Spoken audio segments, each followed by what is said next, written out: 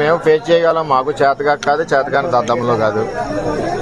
మేము ఈ దాడి ప్రత్యక్షంగా పోలీసులు ఉన్న చోట జరిగింది, పోలీసులు ఉన్నప్పుడు జరిగింది. మేము ఒక ఆయన్ని సర్పంచ్ గారిని కలవడానికి వెళ్ళాం. ఎలక్షన్లో రకరకాలుగా చేశాం. మేము పబ్లిక్గా చేసిన వాళ్ళు ఉన్నారు, చాటుని చేసిన వాళ్ళు ఉన్నారు, వెనకుండి మాకు హెల్ప్ చేసిన వాళ్ళు ఉన్నారు. ఇవన్నీ మేము చెప్పం కదా, ఊరందరికీ చెప్పాలని పని నాకు లేదు కదా. నాకు ఆయన బాధ్యత చెప్పారు ఎలక్షన్, ఆ బాధ్యత నేను నెరవేర్చాను. అంచేత వాళ్ళు దాడి చేశారు, చాలా దారుణంగా దాడి చేశారు.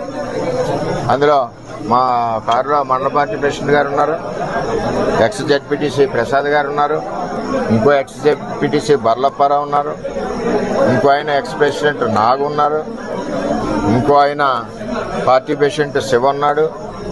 ఎంతమంది ఉండగా సడన్గా సీసాలు, ఇటుక బెడ్లు